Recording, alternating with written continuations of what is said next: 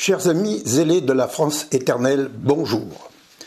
Tous les ans, à la même époque et avec le même rituel, s'ouvre à Paris, porte de Versailles, à grands coups de poncifs agricoles et de superlatifs émerveillés, le Salon international de l'agriculture, le SIA.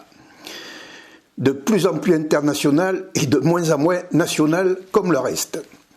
Il se veut une vitrine de la réalité paysanne nationale. Mais derrière la vitrine, une fois passée la mise en scène de ce grand barnum campagnard festif, accompagné de bottes de paille, de son et de lumière, ce qu'offre à boire la boutique et l'arrière-boutique de l'agriculture française n'a rien de commun avec le spectacle présenté en devanture, tout comme chez les mauvais commerçants. Chaque année, la ménagerie animale se voit concurrencée par cette autre ménagerie politicienne, celle-là se déplaçant dans un mouvement grégaire qui, flattant le cul d'une accorde normande ici, qui levant le coude ou mangeant un bout sur le pouce là, tout en ayant à l'esprit que de se faire tirer le portrait sous le crépitement des flashs et de se la jouer plus bouseux que nature, le temps de serrer quelques paluches calleuses pour la photo. On ne veut pas s'en souvenir ou le rappeler, mais avant d'être un royaume, une désolante république, un grand pays industriel, la France est et a d'abord été, a toujours été, jusqu'au début des années 60 du siècle dernier, une terre de paysans, une nation paysanne créée de toutes pièces par les évêques, les moines, les curés et les seigneurs des temps anciens sur les ruines de l'Empire romain. C'est sur le socle équilibré de cette paysannerie millénaire et familiale que s'est élevé notre grand et beau pays. C'est elle qui a fourni les bras, les cœurs, trop souvent aussi les poitrines. C'est cette solide paysannerie qui a porté à bout de bras et si généreusement notre pays durant des siècles sous l'autorité bienveillante et maternelle de notre Sainte Mère, l'Église catholique. Mais cela était insupportable à certains. Il fallait écouter les sirènes de la modernité et faire entrer le progrès à la ferme, coûte que coûte, à l'aide des méthodes américaines importées par le plan Marshall. Ils ont quand même hésité un temps entre le productivisme à l'américaine et les kolkhozes à la soviétique parce que, voyez-vous, il n'y avait pas de modèle agricole français possible. Ils vont mettre au point une politique d'élimination systématique de la petite paysannerie familiale au profit des grandes structures agro-industrielles.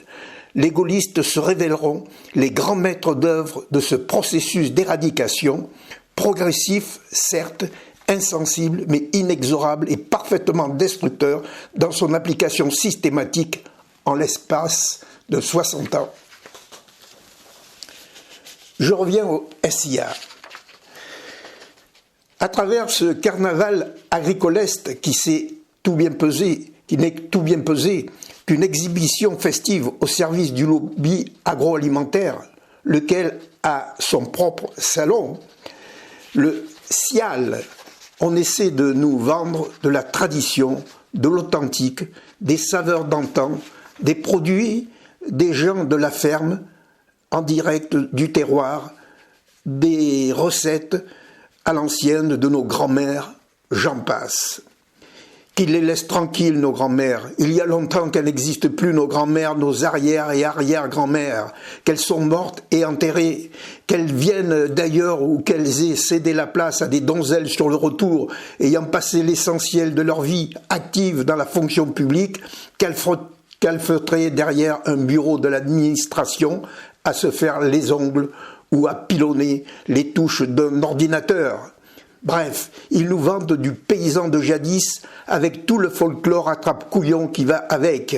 On essaie de faire croire au public parisien, bien naïf, bien peu connaisseur et décidément gogo et bête à bouffer du foin, qu'il vit un moment agreste et bucolique dans un véritable espace de campagne réel déplacé en milieu urbain.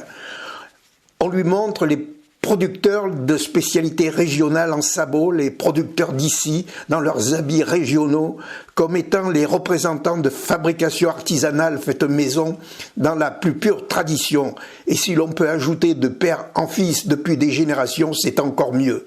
Passer l'illusion scénique de ce grand foirail reconstitué, le reste du temps, c'est-à-dire 365 jours par an, zombie citoyen n'a pour toute nourriture à se mettre sous la dent que la torture ultrachimiquée issue de l'agriculture industrielle intensive que lui propose son supermarché de quartier et dont certains consommables transformés coûtent plus cher en emballage polychrome qu'en ingrédients organiques, ceci n'étant rendu sapide, voire comestible, que par l'ajout massif d'additifs chimiques dits techniques. On présente à notre gogo urbain, zombie citoyen et consommateur de malbouffe, de magnifiques bêtes à concours au gabarit hors normes, mais qui nous prouve que pour arriver au standard de compétition, la seringue du veto n'a pas fait des miracles, que les stéroïdes et autres anabolisants qu'on a fait avaler à la brave bête ne sont pour rien dans la victoire finale, qui nous fera croire que ces animaux de compète ont été élevés à l'herbe, qui nous fera croire que tel coureur qui grimpe le galibier en danseuse devant ses concurrents à la ramasse n'a bu que de l'eau minérale. Et pendant qu'un public ébahi en devenir bradasse, comme on dit du côté de chez moi, s'extasie devant cette parade d'animaux d'exception, dans des milliers d'élevages industriels, on soumet à la torture d'autres animaux dans des conditions concentrationnaires parfois atroces, où on les gave de nourriture dite reconstituée, d'antibiotiques, de vaccins de toutes sortes, de tranquillisants, de psychotropes, pour qu'ils ne s'automutilent pas, ne s'entretuent pas, ou ne tournent pas fous, qu'ils soient bovins, porcs, volailles, lapins, etc. Vous retrouverez les traces de ces breuvages chimiques dans votre assiette et dans votre corps. Et en plus, vous ingurgiterez des denrées dévitalisées, carencées en nutriments, aux qualités organoleptiques nulles, dont il faut la plupart du temps exaucer le goût avec 1000 artifices techniques. Ce qu'on ne vous dira pas non plus, c'est que pour obtenir ces rendements mirifiques dont se vantent les tenants de l'agriculture industrielle, il faut la faire dépendre d'une consommation d'énergie considérable, tant pour faire fonctionner le matériel agricole que pour produire pesticides et engrais, que pour cultiver sous serre et transporter les denrées périssables d'un point à l'autre, comprenons, d'une région, d'un pays, d'un continent à l'autre. D'autre part, ce type d'agriculture qui ne connaît la terre que comme une esclave à qui l'on fait rendre jusqu'à sa dernière goutte de sueur et de sang, est grande consommatrice, grande gaspilleur d'eau, obligeant par exemple la création des fameuses méga-bassines. Des bilans ont été faits montrant le coût exponentiel en énergie de cette agriculture, d'autant qu'il faut inclure les coûts de ses effets pervers, la dépollution par exemple, et les frais d'hospitalisation des ouvriers agricoles contaminés. On sait que la manipulation des pesticides et autres intrants chimiques est responsable de la multiplication des cancers et autres maladies dégénératives chez les agriculteurs ou leur personnel agricole. Et je ne parle pas des consommateurs. On ne force pas impunément la nature sans en payer lourdement les conséquences. On ne prétend pas nourrir 100 à 1000 familles par agriculteur quand le paysan traditionnel de jadis en nourrissait naturellement 10 fois moins avec l'énergie du soleil, mais avec 10 fois plus de paysans. Aujourd'hui, les agriculteurs productivistes voient leurs revenus à la baisse, ils sont écrasés par l'endettement et relèvent des subventions publiques comme de vulgaires fonctionnaires. En fait d'agriculteurs, ils ne sont que des sous-traitants soumis à la pression des multinationales de l'agrobusiness, de la grande distribution, des banques, de l'administration publique, des organismes professionnels, de simples maillons intermédiaires plaqués au sol par la féroce loi des circuits financiers spéculatifs et de la technocratie agricole. Ils n'ont aucune marge de manœuvre plus d'indépendance. Résultat, pour s'en sortir, c'est la course au productivisme, la fuite en avant. Quand ils croulent sous les difficultés ou sont acculés à la faillite, il arrive qu'ils ne trouvent leur salut que par le haut, c'est-à-dire par le suicide, comme leurs anciens. On est loin de la société d'entraide pieuse qui caractérisait l'autarcie des campagnes de jadis, loin de la solidarité qui les soutenait en cas de nécessité. Il n'aura fallu que quelques décennies à des technocrates irresponsables, des politiciens aveuglés par l'idéologie, imbus de leur pouvoir occasionnel pour anéantir ce chef-d'œuvre d'équilibre séculaire entre l'homme et la terre, entre le monde paysan et le monde de la ville, dont la répartition et la complémentarité étaient bien adaptées à leurs vocations respectives. Un chef-d'œuvre d'équilibre auquel ils n'ont rien compris et qu'ils ont anéanti pour le transformer en réservoir de main-d'œuvre bon marché, destiné à satisfaire les besoins insatiables de l'industrie et d'une administration sclérosante jamais rassasiée de fonctionnaires, mais aussi pour satisfaire les intérêts des grandes multinationales américaines et européennes qui vont désormais imposer leurs critères industriels et leur cadence de production au monde agricole. Vous me permettrez de ne pas compatir ni verser de larmes sur les drames survenant chez des agriculteurs modernes surendettés, ni me sentir solidaire de leur lutte récurrente contre les pouvoirs publics, même si cela est regrettable. Quand ils se sont engagés, eux ou leurs pères, dans la modernisation à outrance de leurs exploitations et qu'ils regardaient, non sans condescendance, du haut de leurs énormes tracteurs, la détresse des petits paysans isolés, voire esselés, attendant qu'ils disparaissent pour disposer de leurs terres et s'agrandir sans complexe. Ils n'ont pas versé une larme sur la funeste destinée de ces derniers surgeons des siècles d'agriculture de tradition abandonnés par la République. Des corps de ferme magnifiques ont été vendus à l'encan, le plus souvent rachetés pour des nèfles et transformés en résidences secondaires par des citadins névrosés qu'on appelle écolos, gauchos, bobos, bonobos, néo-ruraux, urbains et autres déclinaisons d'assoiffés de grand air et de chlorophylle, sans lien avec la terre, ni professionnels, ni générationnels, qui ne rechignent pas à fouler le sol glaiseux, à condition qu'il n'y ait pas de coqs chantants, de cloches sonnant, d'ânes brayants, de vaches meuglant, de cochons puants. L'univers environnemental verdoyant à eux et à eux seuls. C'est à cette occasion que l'on s'est aperçu que le bâti paysan était remarquablement construit, équilibré, fonctionnel, une harmonie taillée dans la pierre de nombre de nos villages, transformés en bonbonnières scéniques, livrées aux marées saisonnières de la grande transhumance touristique et qui ont fait le succès de concours télévisuels. D'où l'on remarque que la recherche de la beauté alliée à la spiritualité dans le bâti religieux et la pratique des arts sacrés a remarquablement influencé l'architecture profane, tant dans le bâti des grands domaines castraux, des villages, que de simples fermes isolées dans les campagnes, mais jamais loin du village. Que de simples fermes isolées dans les campagnes, mais un bâti remarquablement inséré dans le maillage communal et parfaitement intégré dans son élément naturel, la terre. On vient du monde entier visiter nos villages, nos châteaux, nos églises, nos monastères, nos cathédrales. On ne vient pas pour visiter les clapiers HLM de M. Bouygues, ni les logements sociaux bidonvillisés de la République dite française. La République s'est enrichie de tout ce qu'elle n'a pu détruire. Oui, il faut s'y faire, et même si on ne peut que le déplorer, Zombie citoyen est condamné à ne manger que la bouffetance industrielle, du rata de culture intensive conditionnée en usine. L'alimentation moderne est le lien le plus direct qu'on ait pu trouver pour envoyer les consommateurs à l'hôpital sans passer par la case santé. Les hôpitaux restent les seuls organismes publics à grossir exponentiellement. Et même si l'on ne retrouve plus de médecins, a-t-on besoin de médecins dans une société qui privilégie la mort sur la vie? Ils s'agrandissent ou ils s'en construisent de nouveau un peu partout. Dans certaines grandes agglomérations, l'hôpital est une ville à l'intérieur de la ville.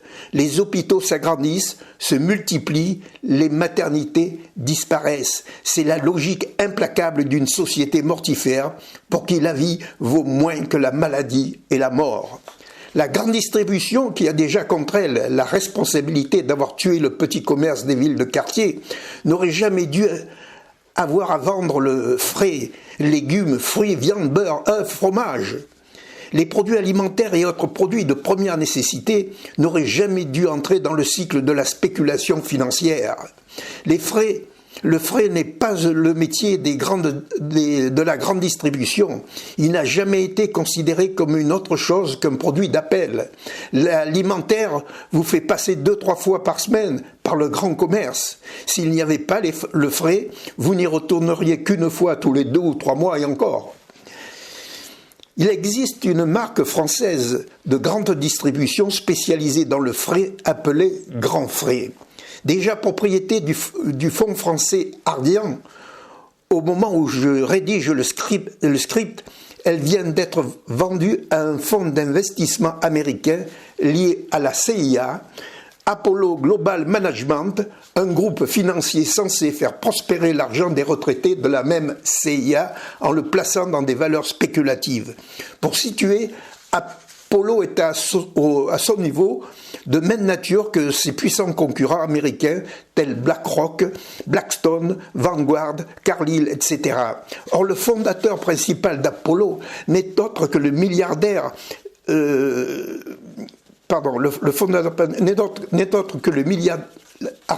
et philanthrope Léon Black.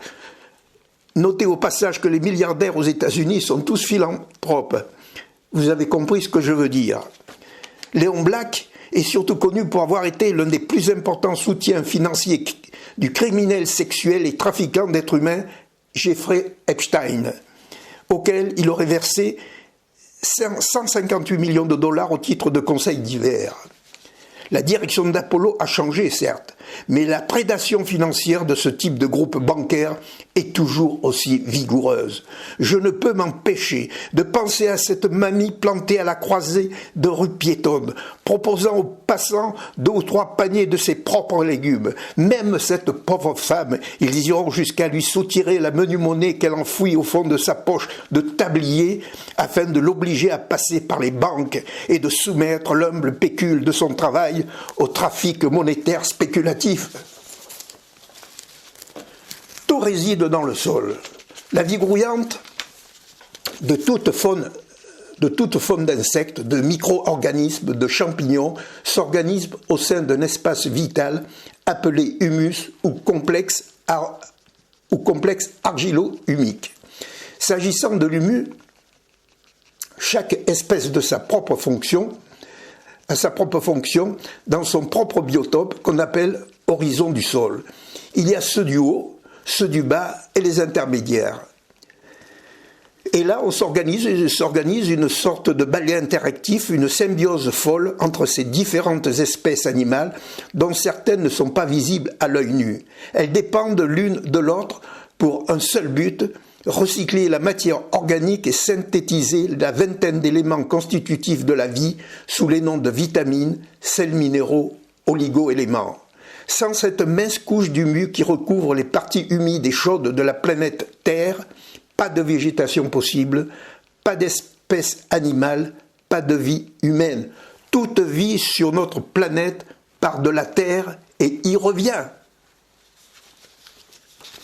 On remarquera qu'au sein de cette micropopulation active règne le roi de la terre, le ver du même nom, ce cher et vieux et brave ver de terre nommé lombric, qui, à lui seul, est à la fois agriculteur, machine agricole, entreprise de travaux publics, usine agroalimentaire. Il fore en permanence la terre, créant des galeries qui amènent l'eau et l'air, ce qui donne à l'humus sa consistance légère et aérée. En même temps qu'il fort, il se nourrit des déchets micro-organiques contenus dans le sol, si bien que tout en se nourrissant, il nourrit également la terre par ses déjections. Il joue alors un rôle d'engrais naturel. Malheureusement, ce bel ordonnancement est menacé par les procédés agressifs de l'agriculture productiviste moderne. Les terres arables ont été victimes d'un progrès matériel polluant et mutilant, mettant en danger les espaces naturels au mépris le plus total de leur fragilité, particulièrement des sols et de la couche d'humus, la matrice d'où jaillit cette fulgurante explosion de floraison qu'est notre planète, lui donnant ce cachet si particulier qui en fait jusqu'à preuve du contraire une exception dans l'univers. Par ailleurs, le développement irrationnel de l'urbanisme d'après-guerre, lors des 80 dernières années, l'extension erratique, pour ne pas dire anarchique, des villes et de certains villages périurbains, ont littéralement emprisonné les meilleures terres arables sous le béton et le bitume, dispersé les environnements urbains, favorisé l'émiettage du bâti, le mitage des paysages et produit énormément de laideurs urbaines. Cela s'appelle l'artificialisation des terres agricoles. Les villes ont toujours été construites sur les terres les plus favorables à l'agriculture, non loin des ressources en eau. Les terres cultivables seraient de l'ordre de 19 millions d'hectares, soit 190 000 km². Le processus d'artificialisation aurait emprisonné 34 000 km² de terres arables en 60 ans, soit, pour donner une image saisissante, près de 4 fois la superficie de la Corse. Et ça continue. Bien sûr, il y aurait beaucoup à dire sur le sujet agricole et les relations ville-campagne, ainsi que sur la repaysanisation des espaces de culture à laquelle je suis très attaché. Mais pour finir cette partie, je voudrais vous donner en exemple la liste des différentes variétés de pommes cultivées jadis en Corrèze. Je cite. Écoutez bien.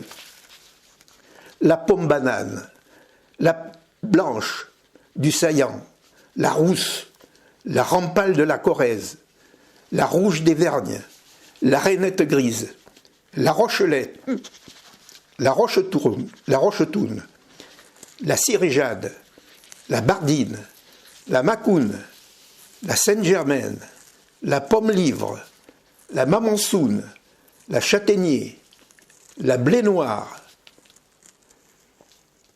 la criste, la belle-fleur, la d'enfer, la pompile, la bonafont, la vigneronne, la pradale, la pomme pendue gris, la fromentoune, la carrette, la museau de lièvre, la porge, la gire, la persena, la grelot, la pomme orange,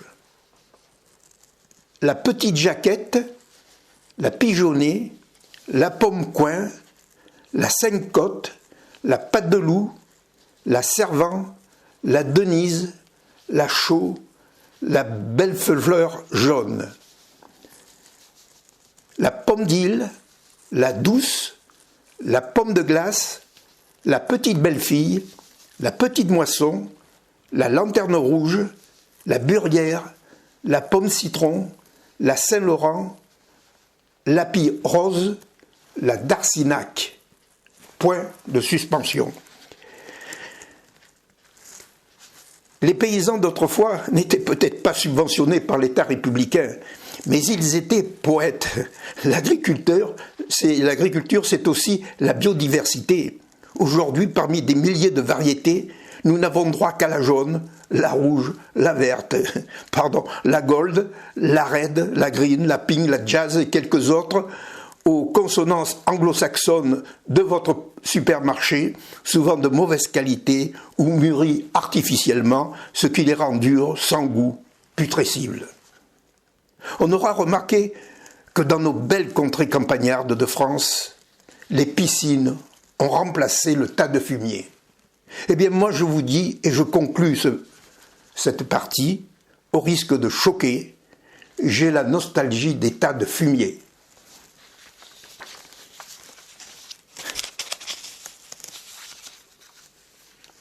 Maintenant, passons de l'humble paysan à la réalité industrielle du pays. Le mot désindustrialisation revient souvent dans les débats. La France, qui fut un phare de la révolution industrielle des 19e et 20e siècles, est en voie de voir son génie industriel disparaître, soit par obsolescence, soit par la concurrence déloyale de pays tiers, soit par un bradage frauduleux de nos entreprises nationales, grosses, moyennes, petites. Pour ce qui est de la vente à la découpe, je m'en tiendrai au cas le plus emblématique, bien connu des Français, qui ne passent toujours pas et restent en travers de la gorge des plus lucides. Il s'agit évidemment de la vente de la partie énergie du conglomérat industriel Alstom au groupe américain General Electric. Cette entreprise française à caractère hautement stratégique d'un point de vue national est devenue l'un des plus gros constructeurs mondiaux de centrales hydrauliques et thermiques, impliqués également dans les îlots conventionnels des centrales nucléaires, dans la construction du gros matériel électromécanique, ainsi que dans la transmission et la distribution, c'est-à-dire l'équipement des grands réseaux de distribution électrique haute et moyenne tension. Or, cette vente a été un véritable acte de piraterie en bande organisée perpétré par son concurrent américain, un acte élevé côté français à un haut niveau de trahison par l'implication de personnalités responsables, dont le chef de l'État, Emmanuel Macron. Ce n'est que la partie émergée de l'iceberg. Les États-Unis ayant racheté plus de 1600 entreprises françaises ces 10 dernières années, année Macron, comme par hasard, pour environ 130 milliards de dollars. Toutes activités industrielles confondues, dont d'éminents fleurons nationaux. Certes, le phénomène de vente à la découpe de nos entreprises n'est pas d'aujourd'hui. Les premiers signes de cette évasion criminelle de notre patrimoine industriel datant de plus d'une quarantaine d'années. Depuis, les acheteurs de toute provenance se pressent à la grande braderie nationale, et pas seulement américains, même s'ils sont de loin à la tête du pillage.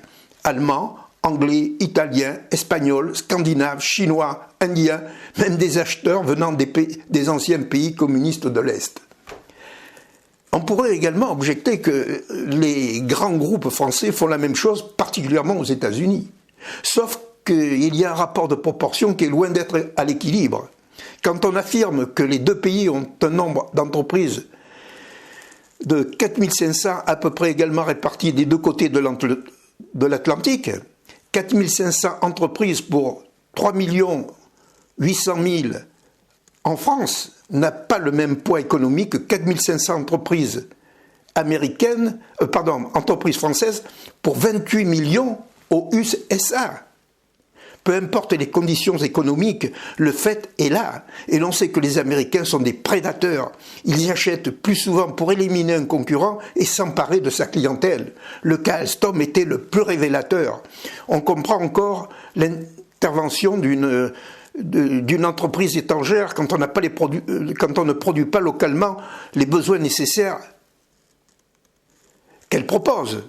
Mais cette façon de mettre à l'encan le potentiel industriel et commercial d'un pays comme la France, qui conduit littéralement à nous dépouiller de notre richesse nationale et de nos savoir-faire, sans que rien ni personne s'y oppose, interroge sur les causes réelles de cette situation. Essayons d'examiner quelques causes expliquant cette situation propre au système politico-économique de notre pays.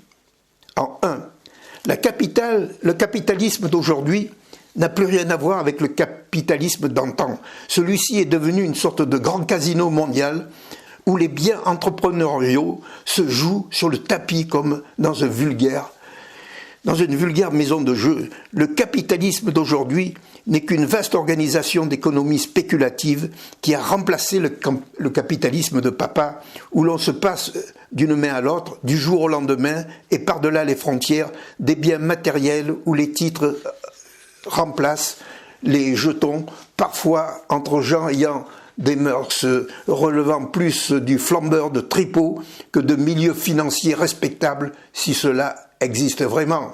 C'est le cas par exemple de ces structures financières opaques qu'on appelle fonds d'investissement, dit parfois fonds vautours, les bien nommés, tenus par des prédateurs financiers sans foi, ni loi, ni lieu, ni feu. Jadis, les entreprises étaient familiales, souvent liées à leurs créateurs et répondaient à des besoins spécifiques.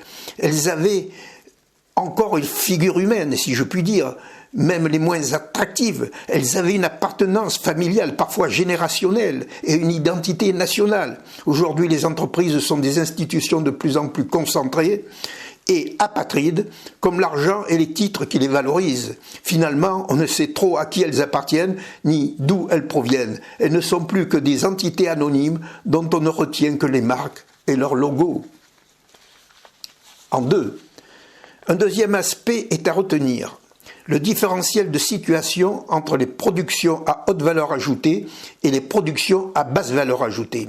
Notre modèle économique semble avoir opté définitivement et peut-être irrémédiablement pour la haute technologie au détriment de l'économie de consommation courante. Or, les produits de consommation courante ne peuvent rivaliser sur le plan de la valeur ajoutée, donc des salaires.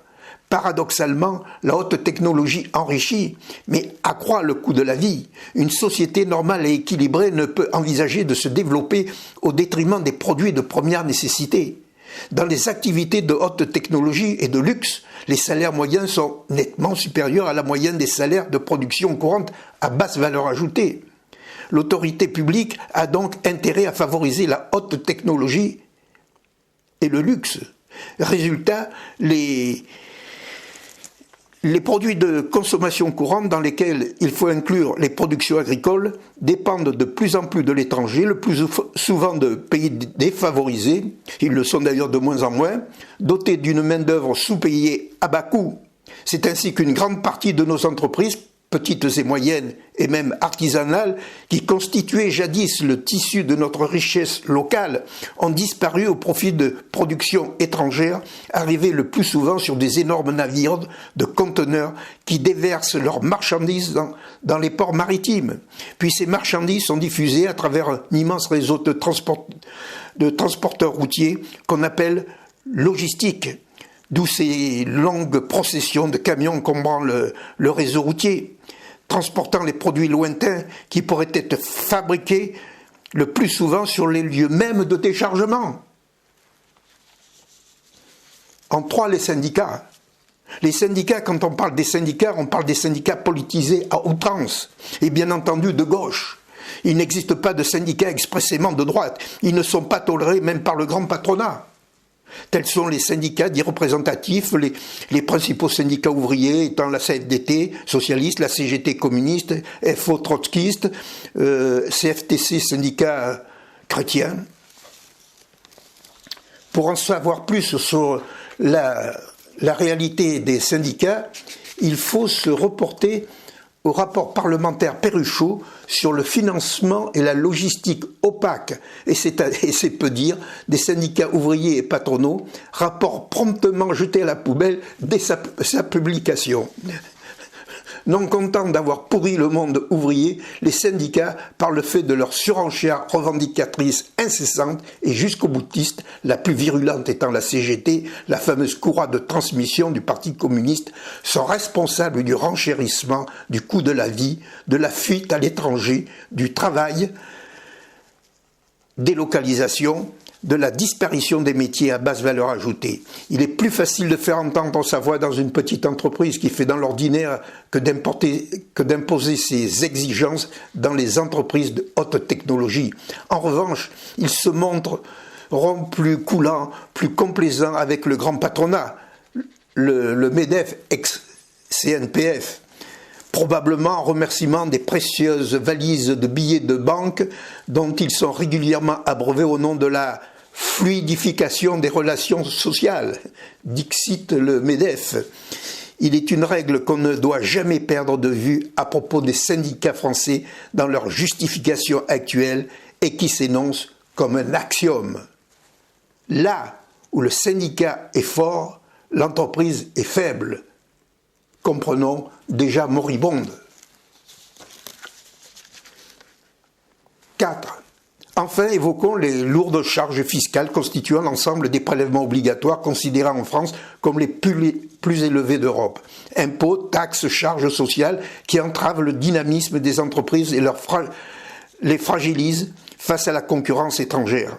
Par ailleurs, il faut souligner les lourdeurs de la bureaucratie spécifique à l'État français, tatillonne, peu réactive, sauf pour sanctionner. À cela, il faut ajouter le poids et l'inertie de l'administration publique qui démobilise les meilleures volontés, ralentit le processus de création ou de reprise d'entreprise, voire de succession. De plus, le niveau de compétence des élus de la République est consternant de nullité. Ils ne connaissent rien en matière d'économie entrepreneuriale et pour cause, ce sont tous des fonctionnaires. Or, les sornettes idéologiques qui constituent le fond de leur réflexion démagogique, on a l'impression qu'ils ne connaissent rien de la vie, qu'ils n'ont aucun vécu, aucune expérience de la vie réelle et qu'ils ne sont préoccupés que par leurs obsessions d'être élus et réélus pour se maintenir au pouvoir, avec les avantages afférents. Lorsqu'un candidat est élu, dès le lendemain, il pense déjà à sa réélection et va mettre tout en œuvre pour conserver sa place. Être politicien en République, c'est être en campagne électorale permanente.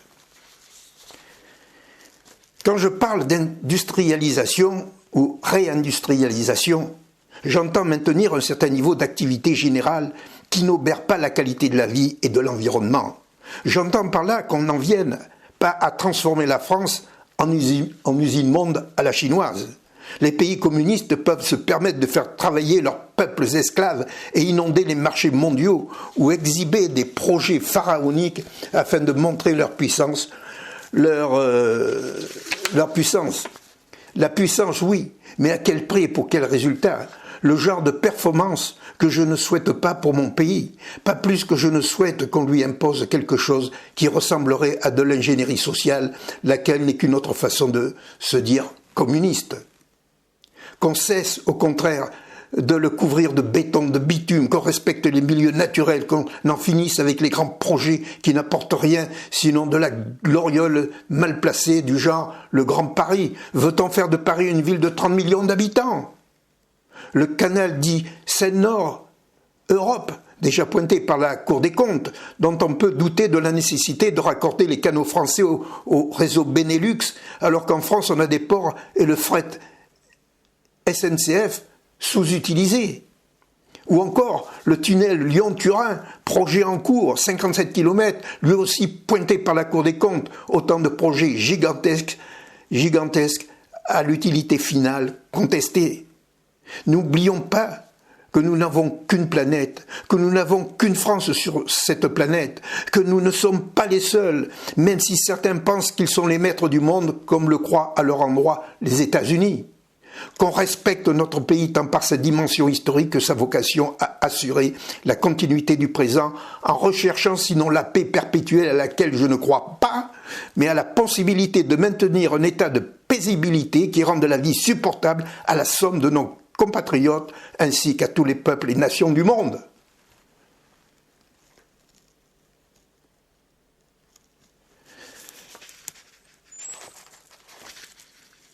Je voudrais terminer sur un phénomène relatif à la défense nationale qui peut paraître marginal et très secondaire, mais témoigne dans quelle société de démission nous nous trouvons.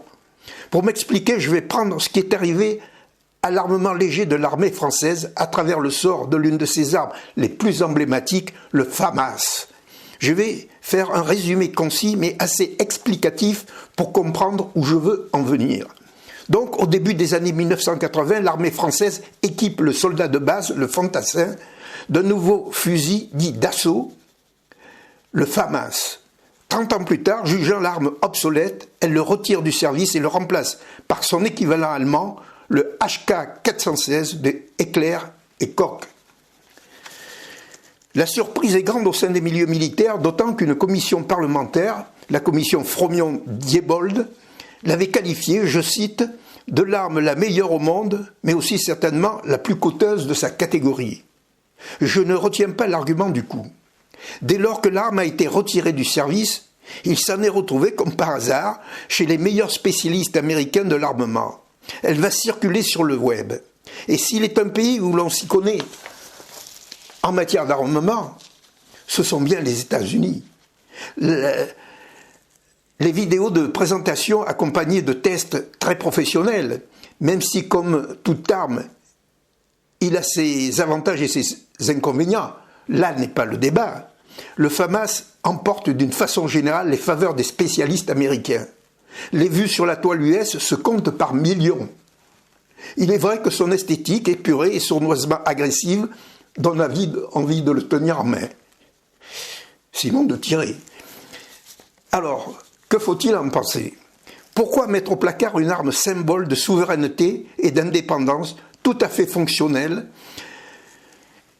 et performante au profit d'un fournisseur étranger? Mon explication. Lors de l'arrivée au pouvoir des socialo-communistes avec Mitterrand en 1981, la crainte d'un soulèvement de l'armée obsédait tellement ces gauchistes qu'ils ont pris des dispositions immédiates pour écarter les officiers suspects de haut rang, une sorte de remake de l'affaire des fiches 1904, et augmenter significativement les salaires des officiers d'active. Même motif, même punition pour la police, avec en plus la dissolution des syndicats de police jugés trop à droite. Il sera recommandé pour l'avancement dans tous les corps de l'administration, de l'armée, de la justice, de faire allégeance à la franc-maçonnerie. Tout a été mis en œuvre par le pouvoir républicain pour volontairement désarmer le peuple français. Ils ont fermé ou réduit les arsenaux spécialisés dans l'armement léger comme Saint-Étienne, Tulle, Châtellerault, ainsi que les cartoucheries de Bergerac, la Seule-Rasée, Vincennes, Toulouse, Rennes, pour les transformer en lieux festifs au profit de bobos locaux et autres oisifs institutionnels. Avec la fin de la conscription du service militaire, suivie de la fermeture de nombreuses casernes aussitôt transformées en écoquartiers et autres lieux de vie, il y a en effet de quoi se poser des questions quant aux causes réelles de ce massacre à la tronçonneuse d'un dispositif les plus essentiels à notre défense nationale. La peur d'un soulèvement populaire, avec le risque que les armes personnelles tombent aux mains des factions hostiles au régime comme en 1789.